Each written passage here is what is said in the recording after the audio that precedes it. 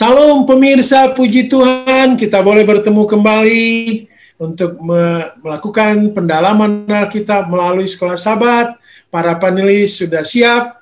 Ada Pak Tobing, apa kabar Pak Tobing? Kabar baik, Tuhan Maha Baik, Pak Darwis. Amin. Ada Pak Fajar juga, apa kabar Pak Fajar? Baik Pak Darwis, terima kasih, puji Tuhan. Ada Pak Adri tentunya, apa kabar Pak Adri? Puji Tuhan, Allah selalu menghiburkan umatnya. Salam sehat buat kita semua. Para pemirsa, sebelum kita mulai diskusi, kita tentunya akan berdoa. Marilah kita berdoa yang dipimpin oleh Pak Fajar. Silakan Pak Fajar. Mari kita sama-sama tunduk dalam doa. Kembali kami datang menghadap kehadirat-Mu ya Tuhan, mengucapkan syukur dan terima kasih khususnya pada pagi yang indah ini. Kami akan mempelajari firman Tuhan melalui pelajaran Sekolah Sabat. Hiburkanlah umat-Ku. Biarlah firman ini akan tetap di dalam hati serta pikiran kami, supaya kami selalu mengandalkan Engkau sebagai Tuhan Allah yang hidup, yang mampu mengatasi segala sesuatu, memberikan penghiburan bagi umatnya di masa-masa yang sangat sulit ini, memberikan satu jaminan keselamatan bagi kami semuanya. Kami serahkan sepanjang acara ini ke dalam tangan-Mu Yesus Kristus, penebus dan juru selamat kami. Amin. Amin. Baik pemirsa di rumah, judul topik kita atau pemirsa dimanapun berada, judul kita pada kali ini yaitu Hiburkanlah Umatku. Ini juga menjadi judul dari pelajaran Sekolah Sabat kita. Baik, kita minta Pak Tobing menguraikan apa yang akan kita bahas kali ini. Silakan Pak Tobing. Terima kasih Pak Darwis. Pemirsa yang diberkati Tuhan, setelah beberapa pelajaran sebelumnya, 7 pelajaran sebelumnya menggambarkan kondisi pelik yang dihadapi oleh bangsa Yehuda, perang demi perang, kesesakan demi kesesakan, yang hampir tidak mungkin ada jalan kelepasan. Lalu kabar baik di minggu sebelumnya, Asyur kalah hanya dengan satu malaikat Tuhan melewat dari kemah bangsa Asyur dan mati 185.000. Nah sekarang ya inilah yang ditunggu-tunggu, ya hiburkanlah umatku. Dalam keadaan terdesak seperti itu, penghiburan itu memang yang paling ditunggu-tunggu. Ayat hafalan kita ini menjadi kunci pelajaran bagi kita minggu ini. Hai Sion, pembawa kabar baik, naiklah ke atas gunung yang tinggi. Hai Yerusalem, pembawa kabar baik, nyaringkanlah suaramu kuat-kuat, nyaringkanlah suaramu, jangan takut. Katakanlah kepada kota-kota Yehuda, lihat, itu Allahmu. Ini sebuah pesan yang baik kepada kita. Ya, bahwa itu Allah, kita akan bertemu Allah. Tapi sekaligus pesan juga kepada kita, supaya kita kabarkan itu juga ke orang lain. Supaya orang lain yang merasa tersesat juga bisa melihat, itu ada Allah, ada jalan keluar. Ya, ini ada kisah. Ya, jangan sampai kita seperti yang ilustrasi di dalam pelajaran kita. Ada seorang tentara Jepang yang sangat setia, ya, dengan instruksi dari komandannya. Ya, kita tahu orang Jepang ini memang integritasnya luar biasa ya. Pada waktu Perang Dunia Kedua tahun 45, ada tentara namanya Soichi Yokoi. Dia bersembunyi di Kepulauan Guam. Lalu satu waktu ada selebaran jatuh dari pesawatnya Amerika yang mengatakan bahwa perang sudah berakhir. Dia pikir ini jebakan ini. Paling nanti kalau saya keluar, ini tentara Amerika mau membinasakan saya. Lalu dia putuskan tidak. Dia tetap dengan keputusannya bersembunyi di Kepulauan Guam itu. 27 tahun berikut, 27 tahun, bayangkan ya, tahun 72, selama 27 tahun ya, perang dunia udah jauh lama berakhir. Ketika dia melakukan kegiatannya di dekat tempat tinggalnya, dia ada seorang yang sedang memancing di situ, sesama dia orang, loh ini ada orang mancing, berarti sudah tidak ada perang lagi. Bayangkan 27 tahun dia pikir masih perang.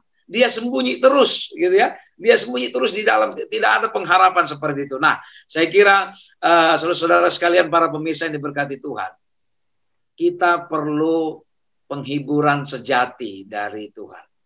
Ya, tapi juga kita pun perlu menjadi juru kabar Tuhan untuk menghiburkan orang lain.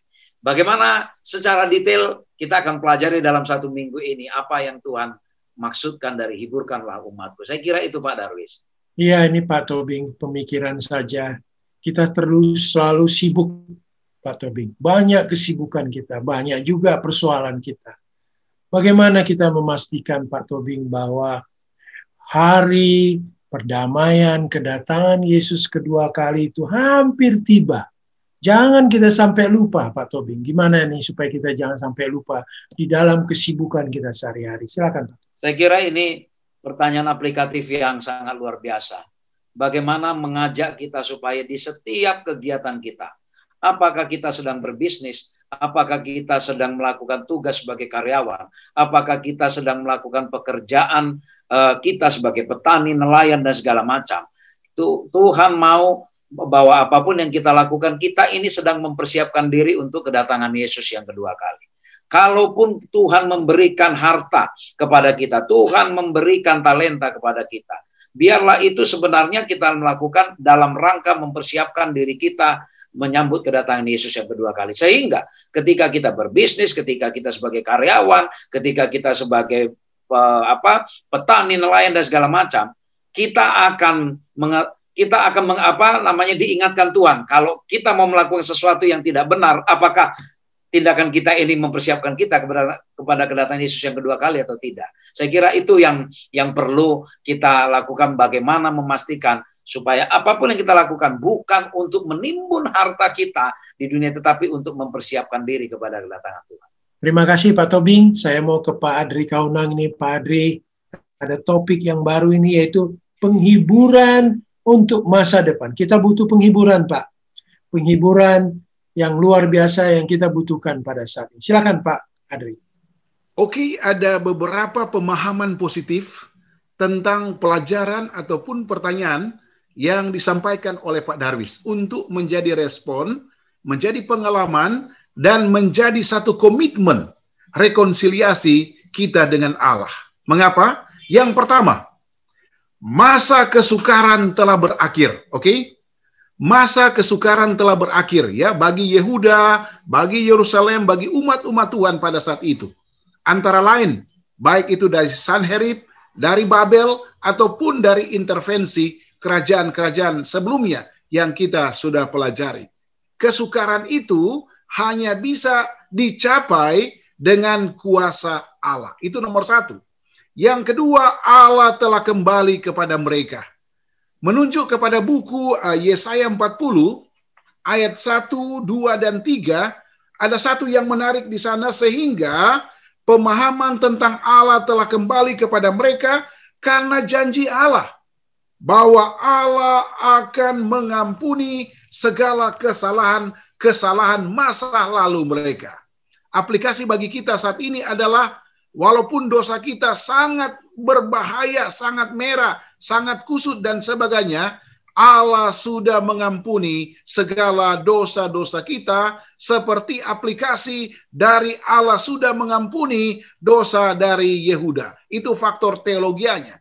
Yang ketiga adalah Allah membawa penghiburan bagi umat-umatnya. Saat ini penghiburan itu kalau ada duka ya, tetapi penghiburan ini adalah makro, luas sekali, bahwa penghiburan itu selalu dibarengi dengan resep keselamatan di masa yang akan datang.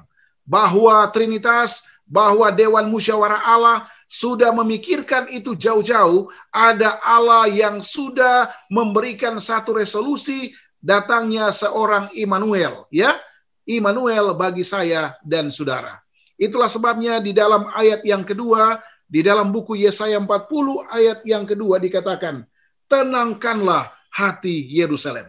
Mengapa Yesaya memberitahukan pelajaran ini? Karena ada Allah yang besar, Allah yang berkuasa, Allah yang tidak sombong. Itulah sebabnya penyampaian ini bersifat proaktif. Itulah sebabnya di dalam ayat yang berikut dikatakan, serukanlah kuat-kuat. Artinya begini, baik secara internal, seluruh umat-umat Allah yang ada di Yehuda dan sekitarnya harus mengatakan bahwa Allah itu besar, Yehova Jireh, yang tidak dapat disaingi oleh orang-orang lain, berhala-berhala lain. Dan dijawab di dalam ayat yang berikut, dikatakan bahwa sebab ia telah menerima hukuman dari tangan Tuhan. Apakah rencana Allah? Ya, rencana Allah. Karena mereka sudah berbuat dosa.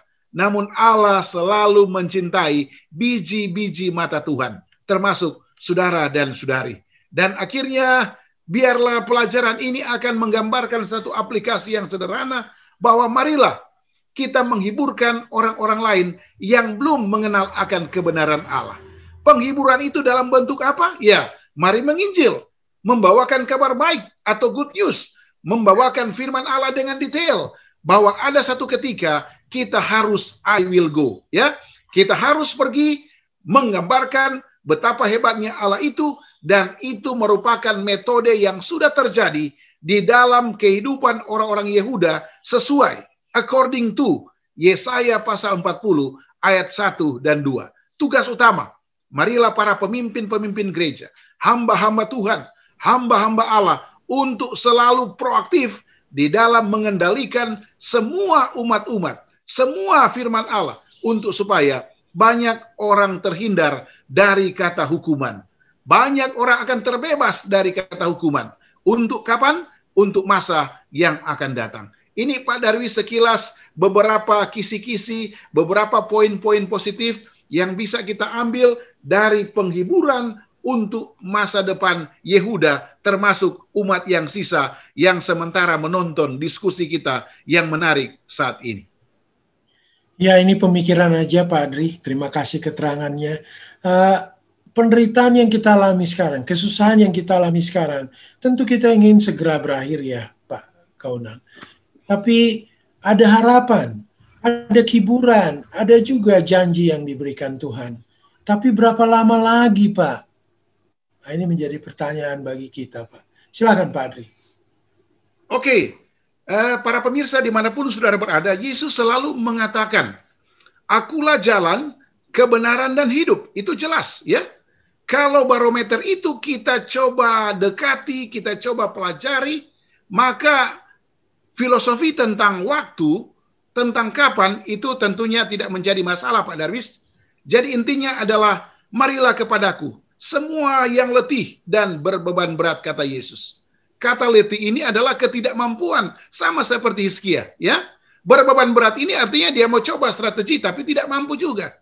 Balik lagi, hanya sosok Yesus Kristus yang sanggup melepaskan saudara dan saudari, yang sanggup melepaskan beban saudara dan saudari, untuk supaya memberikan beban itu kepada Yesus. Ya, balik lagi untuk kondisi saat ini, kondisi COVID ya, banyak berdoa, banyak baca buku Yesaya ya, buku pengharapan, dan akhirnya kita melihat sosok Yesus, kita akan berubah, kita melihat sosok Yesus, kita akan menjadi seperti Yesus, karena yang dibawa ke sorga adalah tabiat-tabiat yang sama seperti Yesus Kristus. Itu Pak yang menarik Pak Darwis. Ya, terima kasih Pak Adri. Saya mau ke Pak Fajar dulu ini. Ya Pak Darwis.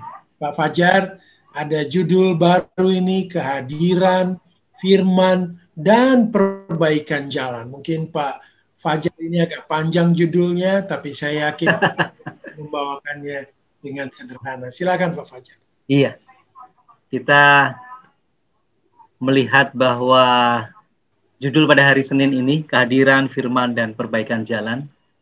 Dan pada pelajaran yang ke-8 ini memang apa ya, pusat dari satu tema sepanjang satu triwalan, yaitu tentang hiburkanlah umatmu. Ini merupakan satu pengharapan yang bagus sekali, khususnya bagi kita semuanya. Nanti saya akan jelaskan secara singkat bagaimana kehadiran, firman, dan perbaikan jalan yang mesti kita persiapkan bersama-sama di dalam menyambut akan kedatangan Tuhan Yesus yang kedua kali. Tapi intinya daripada rangkuman dari pelajaran ini, yaitu bahwa Tuhan itu akan datang dan firman-Nya itu akan kekal untuk selama-lamanya. Ya, Tuhan akan datang, firman-Nya itu akan kekal selama-lamanya. Menjadi satu jaminan buat kita ya. Nah, penderitaan umatnya itu oleh karena terjadi satu pelanggaran kita semuanya, pelanggaran yang dilakukan oleh umat Tuhan, dan tapi kehadirannya dan firman-Nya itu memberikan satu penghiburan yang nyata bagi kita. Memberikan satu penghiburan dan pengharapan buat kita. Yang ketiga, perbaikan jalan dan persiapan akan kedatangan Yesus yang kedua kali, yaitu Raja dari segala raja, yaitu melalui perbaikan jalan itu melalui pertobatan maupun melalui baptisan, dan tentunya pengampunan dosa yang ditawarkan oleh Tuhan kepada kita. Nah, perjanjian baru, yaitu dengan menaruh hukum kita di dalam hati, tentunya akan menaruh Allah kita di dalam hati kita. Nah, sekarang pelajaran apa yang bisa kita dapatkan? Kalau kehadirannya dan firman-Nya yang dapat dipercaya selamanya membawa penghiburan, membawa satu pembebasan, dan membawa satu pengharapan, tentunya ini menjadi satu menjadi satu tujuan utama kita lakukan ya. Kita lakukan. Kita melalui pertobatan yang kita berikan kepada Tuhan, kita bertobat dari segala apa yang mungkin barangkali tidak berkenan kepada Tuhan. Tuhan akan memberikan pengampunan, memberikan satu pengharapan kepada kita, memberikan kehadiran Dia, dan kita menjadi manusia yang baru. Nah, sekarang bagaimana caranya supaya kita melakukan satu perbaikan jalan, yaitu tidak lain adalah melalui pertobatan kita. Kita tahu bahwa Yesus segera akan datang, tentunya kita mempersiapkan dengan baik, bukan hanya kita yang bertobat dari segala dosa-dosa kita juga berikan, informasikan, beritakan, I will go, tadi seperti yang dijelaskan, kepada orang lain. Jadi bukan hanya kita saja yang mempersiapkan jalan akan kedatangan Yesus, tetapi orang lain, sahabat kita, keluarga kita dapat didapati setia pada waktu Yesus datang pada kali kedua. Ini merupakan satu pengharapan yang luar biasa, Pak Darwis. Satu berita yang sangat menyenangkan ya. Satu berita yang menyenangkan bahwa Tuhan sekali-sekali tidak akan meninggalkan kita. Dia akan memberikan pengampunan kepada kita semuanya, dan firman-Nya adalah kekal untuk selama-lamanya. Oleh karena itu percaya kepada Tuhan, percaya kepada janjinya, pengharapannya, dan firman-Nya tentunya. Oleh karena kehadiran Tuhan di tengah-tengah kesulitan kita, di dalam kehidupan kita, itu merupakan satu yang dapat kita andalkan. Oleh karena Tuhan yang membantu dan menolong kita. Demikian Pak Darwis. Terima kasih Pak Fajar. Hanya pemikiran dan pengalaman saja. Perubahan dan pertobatan yang bagaimana sih yang sebetulnya Allah inginkan dari kita? Ya, bagaimana, apa, perubahan apa yang diharapkan oleh Allah? Mungkin Pak Fajar berikan. Tentunya Tuhan Allah yang kita sembah itu menginginkan satu perubahan yang nyata ya. Jadi bukan hanya separuh-separuh, kemudian setengah-setengah gitu ya. Tapi memang betul-betul dengan ketulusan kita mau berubah, mau bertobat dari segala kesalahan yang barangkali kita lakukan pada masa lalu. Itu yang diharapkan oleh Tuhan. Pertobatan yang sungguh-sungguh, pertobatan dan perubahan yang sungguh-sungguh. Itu yang diharapkan oleh Tuhan. Kalau kita memang benar-benar dengan kejujuran hati kita, dengan keleluasaan kita mau berubah secara total dengan kesungguhan hati, saya yakin Tuhan akan memberikan pengampunan yang luar biasa kepada kita semuanya, Pak Darwis. Saya yakin itu ya. Ada satu tulisan yang sangat menarik, yaitu ada sebuah perjanjian baru di mana Dia atau Yesus menaruh hukumnya dalam hati kita semuanya. Dan Dia berjanji untuk menjadi Allah bagi mereka semuanya. Mereka mengenal Dia dan karakternya sebab Dia yang telah mengampuni kita. Apabila kita sudah benar-benar mengenal karakter Tuhan, kemudian kita mengenal Dia dengan sungguh-sungguh, tentunya Dia akan memberikan pengampunan yang besar kepada kita. Tentunya dengan kesungguhan hati ya, bukan dengan cara setengah-setengah. Saya pikir itu Pak Darwis. Tuhan akan membantu kita dan memberikan pengampunan yang nyata kepada kita semua. Terima kasih Pak Fajar. Ya, dan kembali ke Pak Tobing. Pak Tobing, ini ada judul Lahirnya Penginjilan. Saya kira ini satu berita yang paling penting. Silakan Pak Tobing. Terima kasih Pak Darwis. Jadi tadi sudah disampaikan bahwa sudah dinubuatkan akan ada yang mempersiapkan jalan ya bagi datangnya Tuhan ya, sudah ada. Lalu sekarang dikatakan bahwa hai Sion pembawa kabar baik ya. Kalau katakanlah ini kita ganti kepada kita, apakah kita mau sebagai bagian dari pembawa kabar baik? Hai Pak Darwis, hai Pak Fajar, hai para pemirsa, kalian semua para pembawa kabar baik, naiklah ke atas gunung katanya ya, nyaringkan suaramu kuat-kuat ya, nyaringkan suaramu kuat-kuat. Apa yang perlu kita sampaikan? Lihat itu Allahmu ya. Lihat itu Allah. Kenapa rupanya dengan Allah itu? Kalau di ayat 10, Allah, Tuhan Allah kita yang kita mau nyaringkan ini, yang mau kita beritakan ini adalah Allah yang datang dengan kekuatan, ya, dengan tangan yang penuh kuasa, ya, yang akan memberikan kelepasan kepada kita. Dan bahkan kondisi yang paling menghiburkan adalah digambarkan seolah hubungan antara gembala dengan domba yang digembalakan. Ya, dikatakan kita sama seperti bagaimana seorang gembala dikatakan ia menggembalakan kawanan ternaknya, menghimpunkan tangannya. Tadinya kita tercerai-berai, sama seperti pengalaman bangsa Yehuda. Ya, mereka tercerai-berai, ya, pecah di bawah ancaman. Lalu mungkin mereka ada yang menjadi pengkhianat, ada yang setia kepada Hizkia, ada yang tidak, ada segala macam. Tetapi sekarang Tuhan kasih penghiburan, ya sama seperti gembala, dia mengumpulkan domba-dombanya dan bahkan anak-anak domba di pangkunya dikatakan. Nah, ya, anak domba di pangkunya, induk-induk domba dituntunnya dengan hati-hati. Ini sebuah jaminan, Pak Darwis. Ya, ini sebuah jaminan kelepasan bagi kita. Nah, dari sinilah kenapa disebut lahirnya penginjilan. Kalau sebelum-sebelumnya sejak awal manusia berdosa, nubuatan Yesus lahir itu memang sudah berulang kali kita dengarkan. Tetapi yang eksplisit langsung mengatakan, pergilah, ya, naiklah ke atas gunung, nyaringkanlah. Jadi ada instruksi kepada kita di sini, ya, nyaringkan, suarakan. Apa yang kita suarakan itu Allah ada, lihat Allah yang penuh kuasa itu. Nah, ini sekarang adalah sudah masuk kepada perintahnya. Disinilah makanya disebut lahirnya penginjilan. Jadi kita memang disuruh untuk menyampaikan kabar baik itu. Saya kira itu, Pak Darwis. Ya, terima kasih Pak Tobing. Ini penerapan pemikiran saja. Ya, dalam hidup ini kita sudah merasakan bagaimana tuntunan Tuhan, bagaimana berkat Tuhan, dan kita diberikan keselamatan juga, dan kita diminta untuk mengingatkan kebaikan. Dan yang paling penting katanya, kenapa kita harus menyaksikan itu kepada orang lain? Silakan Pak Tobing. Iya, Pak Darwis. Sama seperti karakter Allah dan harapan Allah di mana Allah ingin sebanyak-banyaknya orang diselamatkan. Tuhan memberikan jalan selamat bagi kita.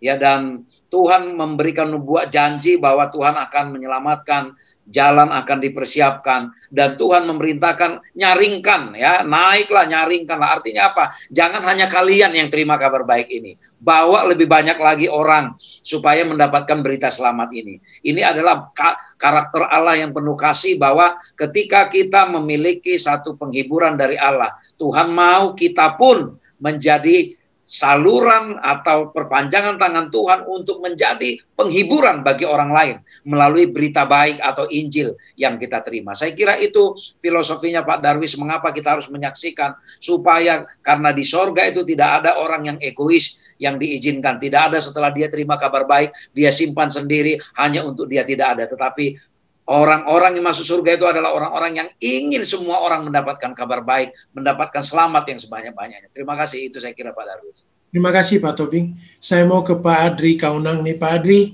ada judul di sini, Pencipta yang Penuh Rahmat. Ini tolong diuraikan Pak Adri supaya pemirsa kita mendapatkan kejelasan. Silakan Pak. Oke, shalom para pemirsa. Kalau kita belajar tentang kata apa yang dikatakan oleh Pak Darwis tadi, rahmat itu adalah belas kasihan, kerahiman, karunia Allah. Ya, itulah sebabnya kita akan kupas di dalam buku Yesaya 40 ayat 12 sampai 31. Ya, di dalam ayat yang terakhir, ayat 31 dikatakan bahwa tetapi orang-orang yang menanti-nantikan Tuhan mendapat kekuatan baru. Ya, aplikasi lagi dengan pengalaman bangsa Israel. Kekuatan itu tidak dapat dibandingkan dengan berhala-berhala melawan Allah yang luar biasa. Itulah sebabnya ayat selanjutnya mengatakan, mereka seumpama Raja Wali yang naik terbang dengan kekuatan sayapnya, mereka berlari dan tidak menjadi lesu, mereka berjalan dan tidak menjadi lelah. Itulah sebabnya dasar untuk mengupas tentang buku Yesaya 40 ayat 1 sampai 5, Yesaya 40 ayat 3 sampai 8, Yesaya 40 ayat 9 sampai 11, Yesaya 40 ayat 12 sampai 26, dan Yesaya 40 ayat 27 sampai 31. Intinya adalah dia satu-satunya Allah pencipta. Oke? Kalau pencipta itu berarti dia ada mayoriti keilmuan yang positif. Antara lain, penghiburan tadi kita sudah bahas. kalau Israel khususnya Yehuda merana karena akibat dosa, karena dijajah oleh bermacam-macam bangsa, itu karena akibat perbuatan Israel yang tidak menghormati Allah. Namun, itulah kelebihan Allah. Allah memiliki penghiburan datangnya Tuhan untuk membebaskan. Ya, tadi kita sudah lihat, walaupun cara pandang manusia tidak sanggup untuk memikirkan kok bisa Allah membebaskan Yehuda, tetapi itulah Allah yang luar biasa. Yang kedua, dihubungkan dengan poin Yesaya 40 ayat 3-8. Kemuliaan keabadian versus kelemahan manusia. Pertanyaannya, apakah manusia bisa menjadi sama seperti yang dikatakan kata kemuliaan? Tidak bisa. Kemuliaan itu hanya bisa didapatkan pada saat kita menyadari betapa dosa-dosa kita sangat banyak, bukan mencari berhala lagi. Nah, kemuliaan dalam arti bahwa Allah memiliki satu prosperity untuk menyelamatkan manusia dari sisi dosa menjadi orang yang tidak berdosa melalui Yesus Kristus tadi. Yang berikut, kabar baik pembebasan. Kita pelajari di sini kondisi Ayub dan kondisi bangsa Israel sama, parah. Dua-duanya parah, tidak boleh mencari alasan. Namun balik lagi kepada Yesaya 40 ayat 18, Allah memiliki kabar baik tentang pembebasan dengan lahirnya seorang yang kita namakan Immanuel, ya. Yesaya mengatakan Immanuel atau Yesus Kristus. Pertanyaan berikut, bisakah ada tandingan sebagai kondisi penciptaan? Nah, tidak ada. Karena hanya Allah, Yesus Kristus dan Roh Kudus yang kita sudah belajar dihubungkan dengan buku Kejadian pasal 1. Dan akhirnya sebagai pencipta memberikan kuasa kepada yang lemah.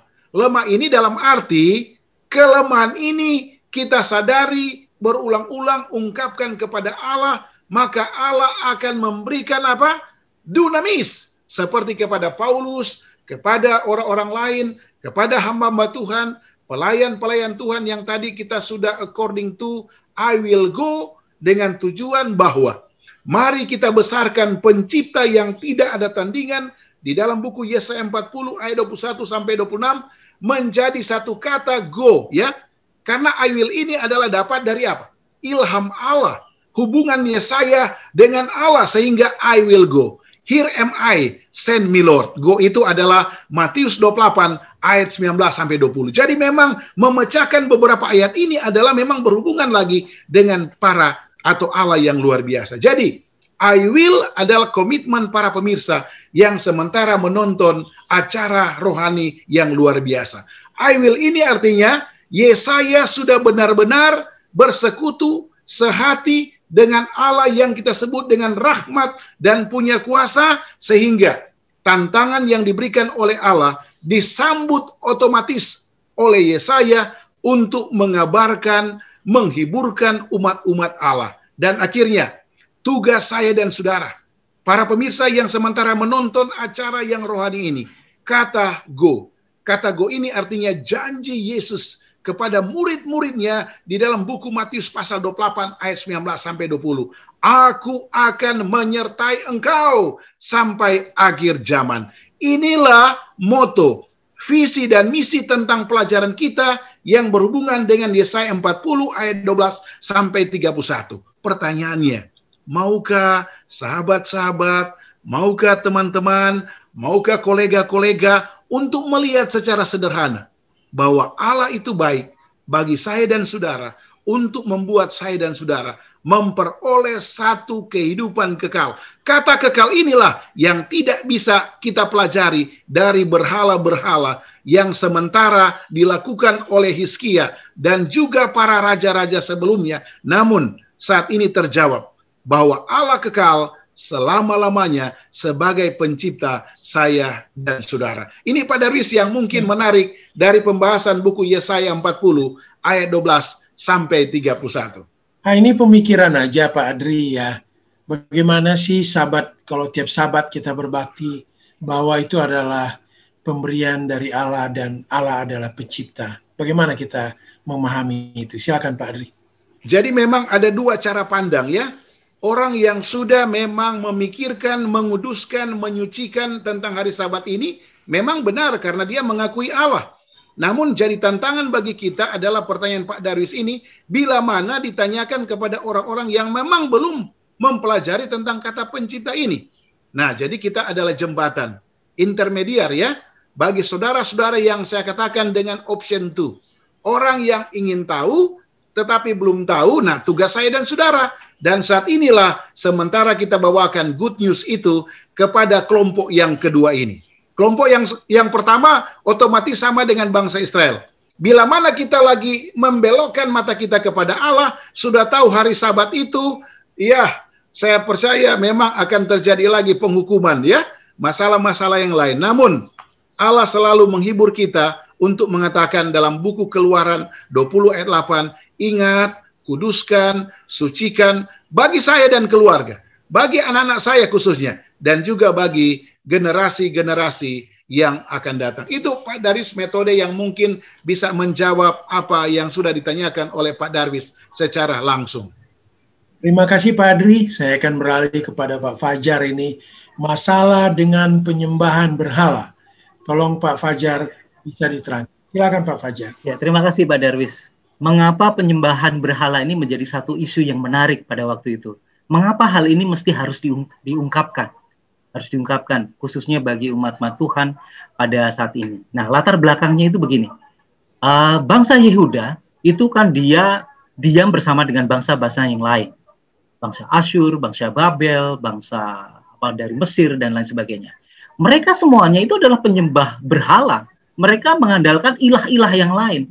Dan seakan-akan menurut pandangan orang Yehuda, bahwa ilah-ilah yang disembah oleh bangsa-bangsa lain ini adalah ilah-ilah yang luar biasa sekali, sehingga tidak heran Ahaz itu dia membuat satu mezbah-mezbah untuk penyembahan ilah-ilahnya di bawah pohon, kemudian di jalan-jalan banyak sekali, sehingga dilihat oleh bangsa Yehuda sendiri, sehingga mereka itu beralih daripada Tuhan Yahweh yang mereka sembah kepada penyembahan ilah. Nah, inilah yang menjadi satu isu yang menarik. Mengapa Yesaya mengungkapkan masalah, sangat bermasalah bila mana berhubungan dengan penyembahan berhala ini. Nah, kita coba ungkapkan begini. Kita akan baca ya di dalam Yesaya pasal 40, tapi bukan 19, tapi dari 18. Yesaya 40 ayat 18 sampai dengan 20. Ini sangat jelas sekali pekabaran yang disampaikan oleh Yesaya kepada bangsa Yehuda. Jadi, dengan siapa hendak kamu samakan Allah? Dan apa yang dapat kamu anggap serupa dengan dia? Patungkah? Tukang besi menuangnya dan pandai emas melapisinya dengan emas, membuat rantai-rantai perak untuknya. Orang yang mendirikan arca memilih kayu yang tidak lekas busuk, mencari tukang yang ahli untuk menegakkan patung yang tidak lekas goyang. Apakah itu? Apakah Tuhan itu disamakan dengan patung-patung? Jelas hal ini akan melanggar satu perintah Tuhan. Kita masih ingat ya, di bangsa Israel pada waktu itu mereka pada waktu menantikan Musa dan Yosua itu turun dari gunung, mereka lihat tidak ada satu pengharapan. Mereka membuat satu patung lembu emas. Kemudian mereka berikan semua perhiasannya, kemudian dilebur jadi satu, terbentuklah patung lembu emas. Seperti itu. Tapi hal ini menyakitkan hati Tuhan. Terjadi satu pelanggaran perintah Tuhan yang pertama. Jangan ada ilah lain di hadapanku. Perintah yang kedua, jangan bagimu membuat patung yang menyerupai apapun. Baik yang ada di atas bumi maupun yang di bawah bumi dan lain sebagainya. Jangan membuat bagimu patung yang menyerupai apapun. Artinya, penyembahan berhala, penyembahan patung itu benar-benar dilarang oleh Tuhan. Melanggar perintah apa yang dikatakan yang diperintahkan oleh Tuhan. Dan pekabaran yang sangat menarik yaitu di dalam Yesaya pasal 42. Yesaya 42 ayat yang ke-8. Ini satu ayat yang sangat bagus untuk menjadi pegangan buat kita semuanya, yaitu aku, ini Tuhan, itulah namaku. Aku tidak akan memberikan kemuliaanku kepada yang lain atau kemasyuranku kepada patung. Artinya Tuhan itu tidak bisa digambarkan dengan sesuatu yang bisa kita lihat. Kita diajarkan supaya kita menyembah Tuhan yang dengan iman ya, memiliki satu kuasa yang sangat luar biasa sekali. Nah, inilah menjadi satu pelajaran bagi kita. Jangan sampai kita berpikir kita menginginkan Tuhan yang bisa kita sentuh, yang bisa kita lihat, yang bisa kita raba dan lain sebagainya. Tetapi Tuhan mengajarkan kepada kita melalui iman, kita percaya bahwa Tuhan yang kita miliki adalah Tuhan yang lebih hebat lagi. Sehingga tidak heran bahwa murid yang kekasih, yaitu Yohanes yang kekasih, melalui pekabaran, salah satu pekabaran, sembahlah Tuhan sebagai pencipta langit dan bumi. Nanti pada waktunya kita akan dihadapkan. Apakah kamu mau menyembah kepada pencipta, yaitu Tuhan Allah yang kita sembah, atau kepada Allah yang lain, atau kepada sesuatu yang lain. Nah, ini dihadapkan kepada kita pada akhir zaman nanti. Oleh karena itu, sembahlah Tuhan sebagai pencipta, raja dari segala raja yang patut kita andalkan, yaitu Tuhan Yesus, anak Allah yang hidup itu. Saya pikir itu, Pak Darwis. Ya, terima kasih Pak Fajar. Sepertinya penyembahan berhala masih berlangsung terus ya Pak sampai saat ini, walaupun mungkin dalam bentuk berbeda. Bagaimana kita ini Pak, supaya ini jangan terus berlangsung? Silakan Pak Fajar. Ya, ini menarik sekali Pak Darwis. Kalau zaman dulu itu mereka menyembah kepada patung, mereka mengharapkan bahwa patung itu bisa mendatangkan kemakmuran, kemudian kekayaan, sangat berkaitan sekali dengan materialisme ya. Sangat berkaitan. Nah, sekarang pada zaman ini bukan hanya patung aja ya. Bagaimana kita bisa menyembah ilah lain ya. Ada satu kutipan yang sangat menarik. Apapun yang dapat mengurangi kasih kita kepada Tuhan atau yang mengganggu pelayanan kita kepadanya akan menjadi sebuah berhala. Jadi ini segala sesuatu, bukan hanya patung aja ya. Segala sesuatu yang dapat mengurangi kasih kita kepada Tuhan atau apapun yang mengganggu pelayanan kita kepada Tuhan dengan seksama, itu akan menjadi satu berhala kepada kita. Barangkali mungkin ya ada sesuatu yang lain mengganggu, mungkin kita larut dalam pekerjaan bisnis kita yang paling utama, kita jadikan itu menjadi satu prioritas utama sehingga mengurangi kasih kita kepada Tuhan, mengurangi pelayanan kita kepada Tuhan. Jangan sampai itu akan menjadi satu berhala buat kita semuanya. Jangan sampai. Tetapi yang menjadi satu prioritas utama adalah Tuhan kita. Tuhan akan memberikan satu kemakmuran, wealth ya, kesejahteraan, kedamaian bagi kita. Bila mana kita memang mengandalkan, carilah Tuhan dengan segenap hati kita, maka Dia akan menambahkan kepada kita. Oleh karena itu, ya kita tetap prioritaskan kepada Tuhan. Jangan sampai apa yang kita lakukan itu akan menjadi satu berhala bagi kita semuanya. Begitu Pak Darwis. Terima kasih Pak. Tidak terasa kita sudah sampai pada akhir diskusi kita. Mungkin Pak Tobing bisa memberikan kesimpulan dan closing statement pada kita kali ini. Silakan Pak Tobing. Terima kasih Pak Darwis. Pemirsa yang diberkati Tuhan, beginilah kondisi kita, kondisi kerohanian kita, di mana setan membuat kita ragu akan kelepasan dari Tuhan. Setan menuduh bahwa Allah kita itu diktator, Allah kita itu semena-mena, lalu Allah mendatangkan penderitaan, dan justru Allah yang membuat dosa dan kematian. Ya bertahun-tahun sama seperti di zaman Yesaya, keadaan umat manusia itu gelap pengertiannya. Ya, demikian terus cara setan bekerja membuat kita supaya meragukan Dia. Hukum ya sebenarnya itu adalah melambangkan karakter kasih Allah, tetapi dipelintir oleh setan sebagai bentuk apa? Wah, ini hukum ini adalah cara Allah merampas kebahagiaanmu. Ya, cara Allah membuat kamu tidak bisa bergerak ke sana kemari. Ya, peraturan-peraturan yang dibuat oleh Allah itu dibuat oleh setan bahwa kita nggak mungkin bisa menuruti itu. Ya, lalu dikatakan, lihat bagaimana cara Allah menghukum manusia dengan sewenang-wenang. Inilah terus ya yang dibuat oleh setan, mempengaruhi iman kita, mempengaruhi pemikiran kita. Ya, itu makanya kita perlu sebuah kelepasan. Ya, sebuah kelepasan. Kita perlu sebuah penghiburan. Ya, melalui Yesaya Allah membawa penghiburan kepada mereka yang menderita. Nah, sama sekarang melalui pekabaran-pekabaran baik, ya Allah menghiburkan kita supaya pikiran kita yang tadinya khawatir, benarkah Allah ini mengasihi kita?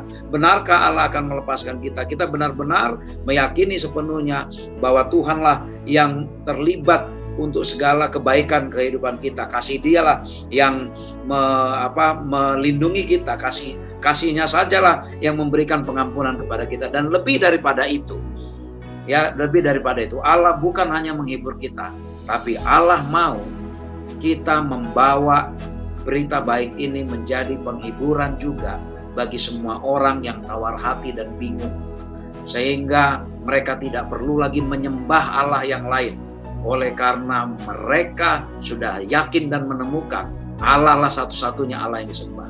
Biarlah kita menjadi umat yang terhibur, dan biarlah kita juga menjadi perpanjangan tangan Tuhan, membawa penghiburan ini kepada semua orang yang tawar hati dan bingung. Saya kira itu Pak Darwis yang menjadi kesimpulan bagi kita dalam satu minggu ini.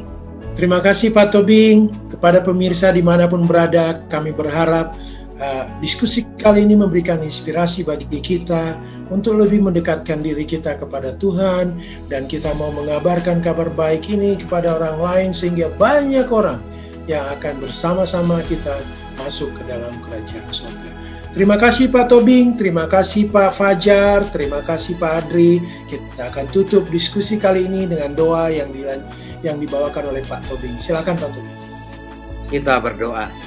Ya Allah Bapa di surga, dalam keadaan terdesak, di mana setan menuduhkan berbagai macam kesalahan kepada kami dan mempropagandakan bahwa Engkaulah sumber penderitaan dan sumber kesakitan kami, dan Engkaulah yang menghalangi kami dari kebebasan kami untuk bertindak dengan memberi hukum-hukum yang membatasi kami.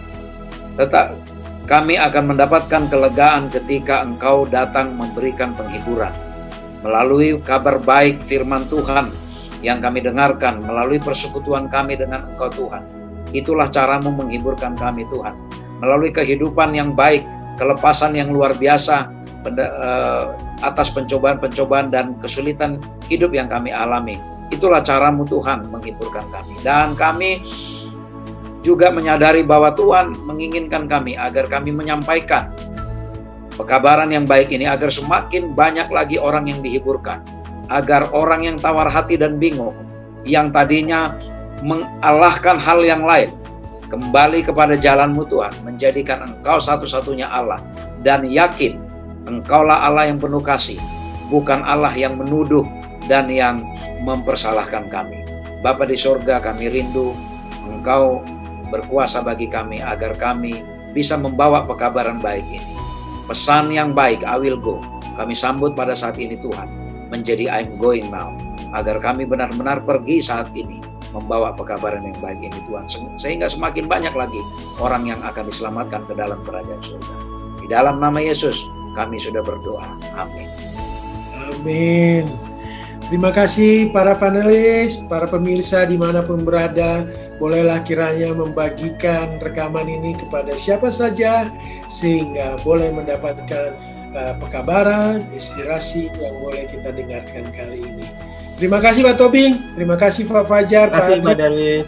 Salam, Tuhan memberkati kita.